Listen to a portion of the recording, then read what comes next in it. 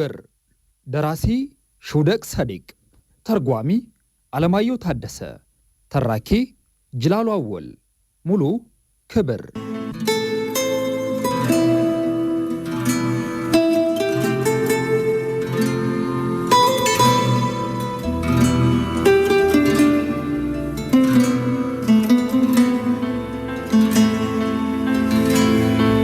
ተኝቶ ቢያድርም ከእንቅልፉ ሲነቃ የበለጠ የመጫጫን ስሜት ስለተሰማው ካልጋው ለመነሳት አመነታ። ፀሐይዋ ባናት ትክክል እስከምትሆን አልጋ ውስጥ ሆኖ መገላበጡን ቀጠለ። ወርን ሙሉ እንዳሳልፈው ዛሬም የሚሰራው ነገር ስለሌለው የሚጣደፍበት ምንም ምክንያት የለውም። ቤቱ በጣም ረጭ ብሏል። በተከፈተው በር ሲያማትር ባለቤቱን ከበረንዳው ተቀምጣ አያት። ሶስቱ ልጆቹማ ድራሻቸው የለም። ምናልባት ለጨዋታው ሄደው ይሆናል። እንደምንም ካልጋው ተነስቶ ቤቱን ለቆ ወጣ። ባለቤቱ የእግሩን ኮቴ ሰምታ ዞር ብላ ተመለከተችው።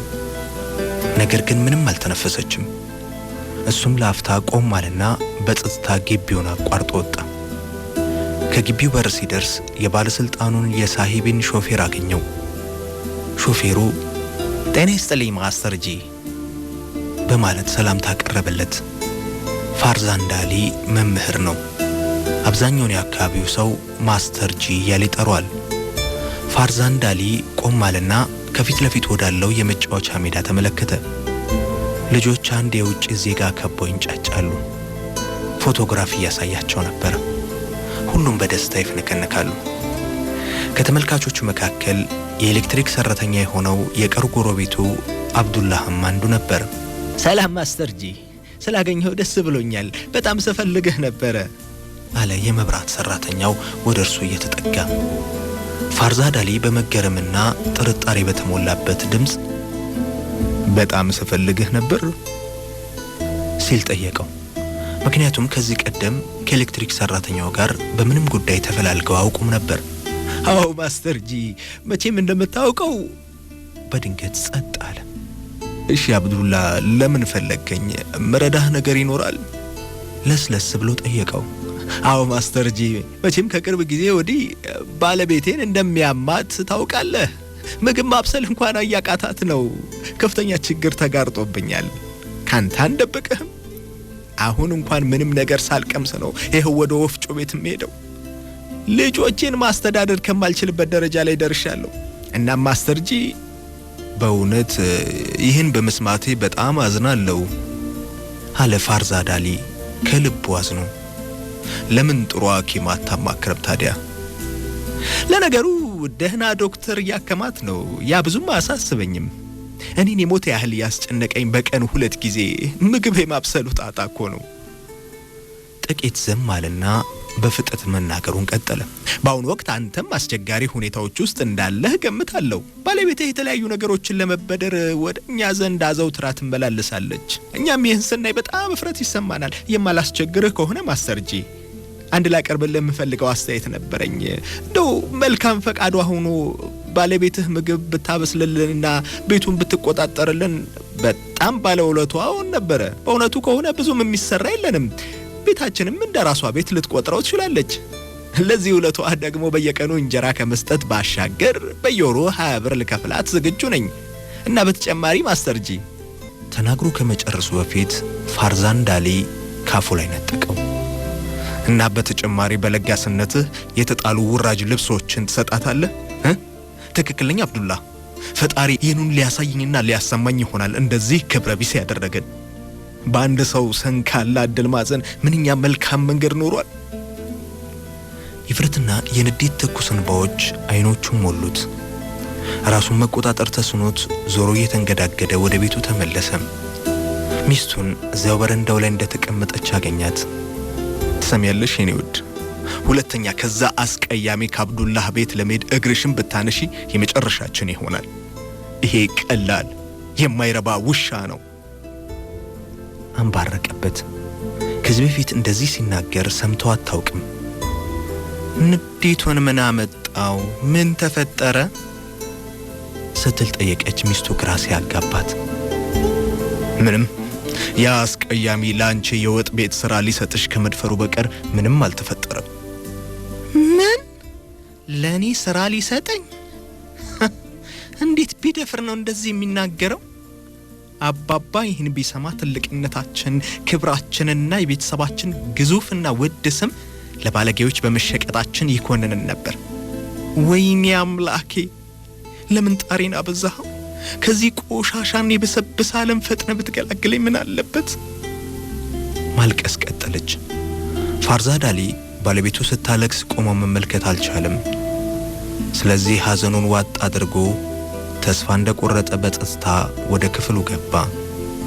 ቀትር አልፏል። በጣም ርቦታል።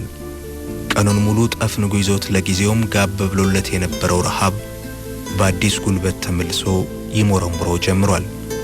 የሚሰማው አንድ ድምፅ ብቻ ነበር፣ አንድ ጩኸት። እሱም ረሃብ፣ ዘላለማዊ ረሃብ፣ ፋታ የማይሰጥ ረሃብ። ባለቤቱ በዝግታ ወደ እርሱ ስትመጣ ሁሉ በተቀመጠበት በሐሳብ ጭልጥ ብሎ ሄዶ ነበር። እንካስቲ ያዝባክ ትንሽም ቢሆን ብላ። ቀና ሲል የተቀቀሉ ድንቾችን በሳህን ይዛ አጠገቡ ቆማ ነበረ። ገና ጥቂት እንደበላ ነበር ያጎቱን ልጅ የሳሚን ድምፅ ከውጭ ሰማው። ፋርዛድ አሊ ከተቀመጠበት ተፈናጥሮ ተነሳም። ወዲያው ሳህኑን ወደ ጥግ ደበቀና አፉን ጠራርጎ ሳሚን ለማግኘት በፍጥነት ወደ በረንዳው ወጣ። ታዲያ ሳሚ እንዴት ነህ? ሞቅ ያለ ሰላምታ ሰጠው። ለጥቂት ጊዜ ካወሩ በኋላ ሳሚ ተሰናብቶት ሄደ። ፋርዛድ አሊ ወደ ክፍሉ ተመልሶ ደብቆት የነበረውን ሳህን አነሳው። አተኩሮ ተመለከተው። ደነገጠ። ሳህኑ ባዶ ነበር። እግሩን ጠብቀው ድንቹን የበሉበት የተራቡ ልጆቹ ይሆናል ብሎ ገመተ። በንዴት እንደ ጦፈ ልጆቹን መፈለግ ጀመር። ግን ሊያገኛቸው አልቻለም። ድራሻቸው የለም። በብስጭት ባዶውን ሳህን አንስቶ አሽቀንጥሮ ከቤቱ ውጪ ወረወረው። ከዚያም ሳጥኑን ከፍቶ ሸርኒዋኒውን ለየት ባሉና በበዓል ቀናት የሚለብሰውን ረጅም ኮት አውጥቶ ለበሰና እንደገና ወደ ውጭ ወጣ። በረንዳውን አልፎ ሲሄድ ያየችው ሚስቱ ባሏም የወደውን ሸርዋኒ ያለ ወትሮው ባዞበት ቀን ለብሶት በማየቷ ተገረመች። ለምንድን ይሆን የለበሰው ስትል ራሷን ጠየቀች። ግቢውን ለቆ እንደወጣ በቀጥታ ልባሽ ወይም ሰልባጅ ጨርቆች ወደሚሸጡበት ሱቆች አመራ። ከመግቢያው ላይ ቆም አለ። ትንሽ አመነታ። እንደምንም ድፍረቱን አሰባስቦ ወደ ውስጥ ዘለቀ። ወዲምጡ ጌታው፣ ቆንጆ ቆንጆ ኮቶች በቅናሽ ዋጋ አለን። ባለ ሱቁ ጠራው። ኮቶች አልፈለኩም፣ ሸርኒዋኖች የላችሁም? ፋርዛድ አሊ እያመነታ ጠየቀ። ሸርኒዋንች? እኛ ሸርኒዋንች አንሸጥም። የኛ ዕቃዎች በሙሉ ከውጭ የገቡ ናቸው መለሰ ሰውየው። ለምን የተለበሰ ሸርኒዋን አትገዙም? ፋርዛድ አሊ በተስፋ አስተያየቱን ሰጠ። ምን የአገሩ ስለንገዛ? አታስቀኝ ጌታው። በምዕራቡ ዓለም ፋሽን ወዲያው ነው የሚለዋወጠው። እዚህ በምስራቁ ክፍል ግን ሰዎች ባላቸው ልብስ ላይ ለዓመታት የሞጥኝ ይላሉ።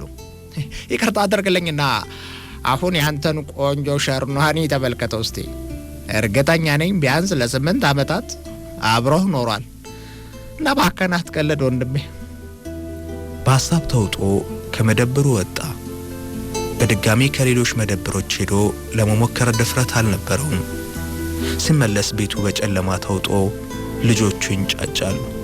ሚስቱም በኃይል ስትቆጣ ትሰማለች። ከጨለማው እየታገለ ወደ ክፍሉ ገብቶ ካልጋው ላይ ተጋደመ። ከጥቂት ቆይታ በኋላ ሚስቱ ወደሱ መጣች። የትምህርት ቤቱ ጸሐፊ ምን አለ? ጠየቀችው። ሰውየው በጣም ሮህሮህ ነው፣ ከነገ ወዲያ እንዳነጋግረው ቀጥሮኛል ሲል ዋሸ። ሚስቱን የሚያሳዝንበት ልብ አልነበረውም። አምላክ ይመስገን፣ አሁንም ትንሽ ተስፋ አለን ማለት ነው አለች በዝግታ። አሁን ሁሉም ነገሮች ተስፋ አላቸው አረጋገጠላት። ሰዓቶች በረሩ። አይኖቹን ሊከድናቸው ቢሞክርም የረፍት አልባነት ስሜት እንደገና በአዲስ ጉልበት አገረሸበት። ብድግ ብሎ ሸርኒዋኒውን ለበሰ። ትልቁን ልጁን ቀስቅሶ የጋዝ ጠርሙስ ይዞ እንዲከተለው አዘዘውና ወጣ። ከሱቅ ሲደርስ አካባቢው ጭር ብሎ ነበርና ባለሱቁን ብቻውን አገኘው። መሽቷል እኮ ካንታይብ፣ እስካሁን አለመዝጋት በጣም ገርሞኛል። ባለ ግሮሰሪው በጉጉት ጠየቀ። ፋርዛድ አሊ ባዶውን ጠርሙስ ከልጁ ተቀብሎ ለባለሱቁ እያቀበለ አሁን ካንሳይብ በዚህ ላምባ ጋዝ እፈልጋለሁ ብሎ ነገረው። ባለ ግሮሰሪው ጋዙን እስከ ጠርሙሱ አንገት ድረስ ሞላው። ፋርዛድ አሊም አመስግኖ ጠርሙሱን ተቀብሎ ለልጁ ሰጠውና በልቶ ለይዘህ ሂድ፣ አሁኑኑ እንደምመጣ ለእናትህ ንገራት ብሎ አዘዘው። ልጁ እንደተንቀሳቀሰ ወዲያውኑ ለስለስ ብሎ ለባለ ግሮሰሪው የጋዙን ነገ ከፍላለሁ፣ ያው እንደምታውቀው። ባለ ግሮሰሪው አላስጨርሰውም። ይቅርታ ማስተርጂ፣ በድርቤ መስጨት አቁሜያለሁ። እንዴ እባክህ ልጅ ሳይርቅ እንዲመለስ ጥራው። ፋርዛድ አሊ ገና መልስ ከማሰቡ በፊት ባለ ግሮሰሪው ልጁን ጠርቶ ጋዙን ወደ ታኒካው ገልብጦ ባዶውን ጠርሙስ መልሶታል። ፋርዛ እንደሚያደርገው ጠፋው። የሚተናነቀውን ንዴት አምቆ ለመያዝ ሞከረ፣ ግን አልቻለም። በመጨረሻ ካህን ሳይብ፣ አንዳንዴ እንደ ብልግና ይቃጣሃል። እኔ የዚህ ሰፈር ሰው ነኝ። በዛ ላይ የወሰድኩትን ዱቤ ወዲያው እንደምከፍል ራስህ ታውቃለህ። ምንድነው ታዲያ ይህ ሁሉ ትህትና ማጣት? ሲል ተናገረ። ባለ ግሮሰሪው ከምንም አልቆጠረውም። ፋርዛድ አሊ ዞሮ ከወዲያኛው መደዳ መጨረሻ ወዳለው የወተት ውጤቶች መሸጫ ሱቅ አመራ። በሱቅ ውስጥ ደብዛዛ የፋኖስ ብርሃን በርቷል። ታዲያስ ፓላሃውን ሕይወት እንዴት ናት? ፋርዛድ አሊ ሞቅ ያለ ሰላምታ አቅርቦ መቀመጫ ሳብ አድርጎ ተቀመጠ። እየመሸ ነበር። ገበያተኞች በአካባቢው ስላልነበሩ ሱቁም ወደ መዘጋቱ ነው። አስተርጂ፣ በአሁኑ ጊዜ ንግድ አበለጽግም አለ ወተት ሻጩ። ልክ ነህ ፓልሃዋን፣ የሰዎች እምነት ደካማ የሆነ እንዴት ብልጽግና ሊኖር ይችላል? የእያንዳንዱ ፍላጎት ልክ የለውም። እስማማለሁ ማስተርጂ፣ በአሁኑ ወቅት ሰዎች ወዳቸውን መሙላት እንኳን ተስኗቸዋል። ታዲያ እንዴት ብለን ልንበለጽግ እንችላለን? መለሰ ወተት ሻጩ። እየተነጋገሩ ሳለ ወተት ሻጩ ረዘም ያለው የወተት መስፈሪያ ጭልፋው ከእጁ ተንሸራቶ ከወለሉ ላይ ወደቀበት። በዚህ ወቅት ነበር እረፍት ያጡት የፋርዛድ አሊ አይኖች ክፍት በነበረው የገንዘብ ማስቀመጫ መሳቢያ ላይ ያረፉት። ሳጥኑ በሳንቲሞችና በተጨማደዱ ኖቶች ተሞልቷል። 10 ብር ወይም ሮፒ ከላዩ ላይ ጎብ ብሎበታል። ፋርዛድ አሊ ይህን ሲያይ ከመቀስበት በውስጡ እንግዳ ስሜት ተሯሯጠበት። ወተት ሻጩ እስካሁን የወደቀበትን ረዥም ጭልፋ ለማንሳት በደብዛዛው ብርሃን ውስጥ ይደናበራል። ፋርዛድ አሊ እጁን በፍጥነት ሰነዘረ። ከላይ የነበረውን የገንዘብ ኖት አነሳና ኪሱ ከተተው። በዚህ ቅጽበት ባለወተቱ ካጎነበሰበት ቀን አለ። የፋርዛድ አሊን ፊት ሲመለከት በሚገርም ሁኔታ ተለዋውጧል። ምን ሆነሃል ማስተርጂ? ያመመህ ትመስላለህ አለው አፍጥጦ እያስተዋለው። አይ ምንም አይደል። ፋርዛድ አሊ ተርበተበተ። ድንገት የሚነሳ የሆድ ህመም ያጠቃኛል፣ መሄድ አለብኝ። በዝግታ መራመድ ጀመረ። የወተት ሻጩ አይኖች ወደ ገንዘብ ማስቀመጫው ሳጥን ተወረወሩ። ባለ 10 ብር ወይም ሮጲ ኖቱ ከቦታው አልነበረም። ፍለጋውን ሲጀምር ከኋላው ባለው ትንሽ አልጋ ላይ ብርድ ልብስ ደርቦ ተኝቶ የነበረው ሰውዬ ምን ጠፋብህ አጎቴ ሲል ጠየቀው። 10 ብር ነው የኔ ልጅ። እንዴ እዚህ ገንዘብ ማስቀመጫ ውስጥ ነበር፣ የት እንዳለ አሳያለሁ እኔ ብሎት እየሮጠ ወጣ። ፋርዛድ አሊ ያራቀም ነበር። ድንገት ከትከሻው ላይ የመጨምደድ ስሜት ተሰማው። አያያዙ ጠንካራ የሆነ እጅ ከኪሱ ዘው ብሎ ገባ። ራሱን አስለቅቆ ነፃ ከመሆኑ በፊት እንግዳው እጅ የተጨማደደውን ኖት ከኪሱ አወጣው። ያውና 10 ብር አጎቴ። ወጣቱ ጮኸ። ፈጣሪ ይመስገን አልተኛው ነበርና ገንዘቡን ሲያነሳ አይቼዋለሁ። የተናደደው ወተት ሻጭ ከመደብሩ እየሮጠ በመውጣቱ ፋርዛድ አሊን በአፍጢሙ መንገዱ ላይ እስኪደፋ ድረስ ጀርባውን አቀመሰው።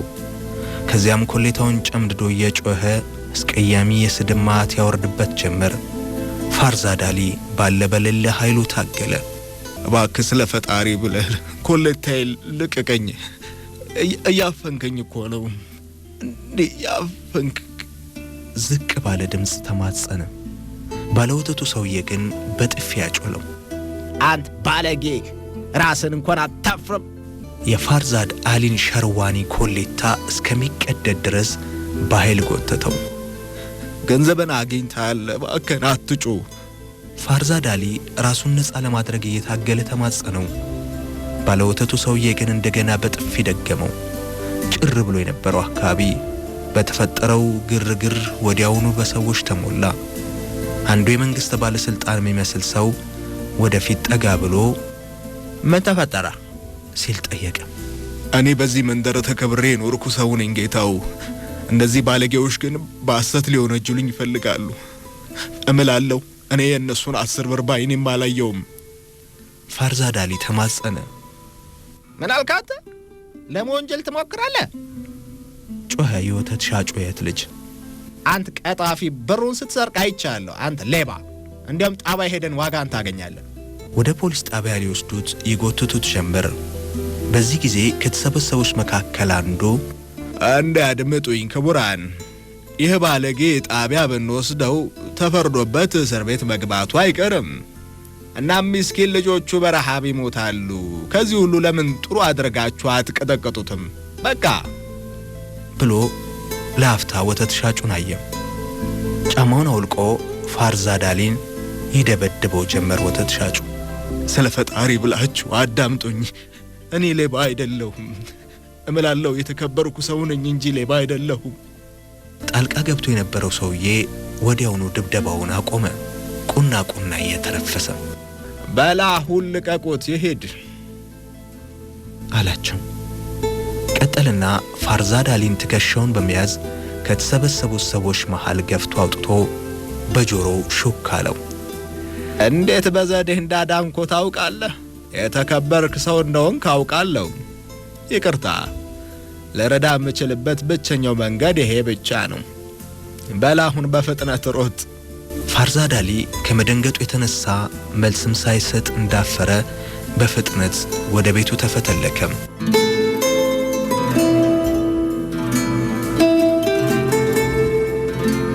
እቤት ሲደርስ እቤት ውስጥ መብራት በርቷል። ተገረመ። ባለቤቱም እስካሁን ድረስ አልተኛችም። የተቀዳደደውንና በአቧራ የተለወሰውን የባሏን ልብስ እንዳየች በድንጋጤ ወደ እርሱ ሮጠች። ከሰው ተጣላህ እንዴ? ጠየቀችው። ፋርዛድ አሊ እየተንገዳገደ ወደ ቤት ገባ። ምንም አይደለም፣ ሂጂ ተኝ ጮኸባት። ምን እንደሆንክ ንገረኝ እንጂ።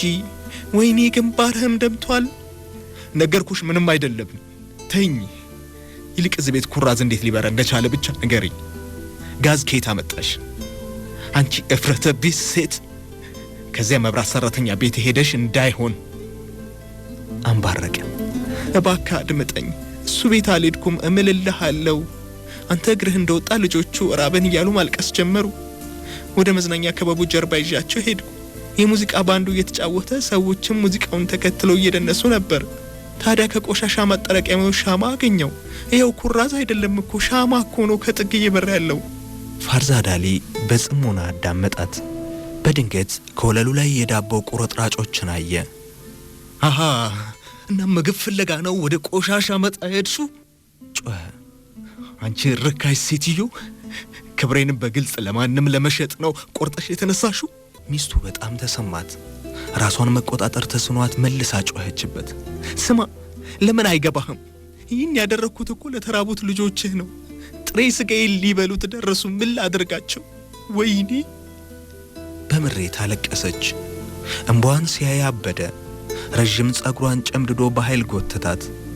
ተደናቀፈችና ከወለሉ ላይ ተዘረረች። ሰደባት፣ መታት፣ ረገጣት።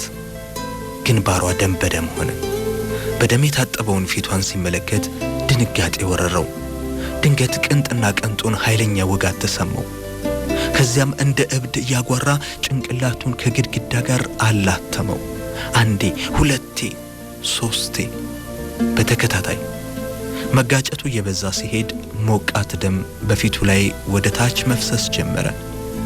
ቀጥ ብሎ ለመቆም ሲሞክር አቅቶት ተንገዳግዶ ወደቀ። ከሰመመኑ ሲነቃ ከመሞ የተነሳ ቅንጥና ቅንጡ ይመታል። ወዲያው በሆዱ ውስጥ የእሳት መቀጣጠል አይነት ስሜት ተሰማው። እንደምንም ብሎ ከወደቀበት ተነሳ። እንዳይወድቅ ራሱን ተቆጣጥሮ በፍጥነት ከቤቱ ወጣ። የመዝናኛ ክበቡ ሕንፃ በጨለማ ውስጥ ተገትሯል። ከሚልከሰከሱት ውሾች በስተቀር ሁሉም ነገር ረጭ ብሏል። ከክበቡ ሲደርስ የተሰራው የምግብ ሽታ ውስጡን አላወሰው። የምግብ ፍርፋሪ ከቆሻሻ መጣያ ውስጥ ተደፍቷል። ቁርስራሽ ዳቦዎች በዙሪያው ተበታትነው አገኘ። ምግቡን ባየቀስበት በውስጡ ተቀብሮ የኖረው የክብርና የትልቅነት ስሜት ርዝራዥም ጠፋ። ቀስ ብሎ ዙሪያውን በስጋት ከቃኘ በኋላ ዳቦውን አነሳ። ፋርዛድ አሊ ከቆሻሻ ማጠራቀሚያው ባሻገር ጥቁር ያለ ቅርጽ ያለው ነገር እስኪታየው ድረስ ጥቂት ቁርስራሽ ዳቦዎች በልቷል። ቅርጹ በግልጽ ሲታየው ግን በድንጋጤ ወደ ላይ ዘሎ ተነሳ። የሆነ ሰው ከወዲያ ጮኸ። ተርበትብቶ ወደ ጥላው አተኩሮ ተመለከተ። ሁለቱም ለጥቂት ጊዜያት እርስ በርሳቸው ተያዩ። ከዛም ፋርዛድ አሊ የእብድ ሳቅ ሳቅ። ነይ የኔ ውድ፣ ነይ የኔ ውድ፣ ትንሽ ያዢ፣ ይጣፍጣል አለ ለሚስቱ ቁራሽ ዳቦ ያቀበላት።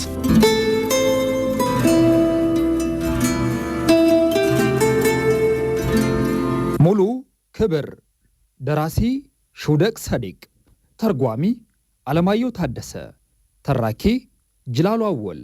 ሙሉ ክብር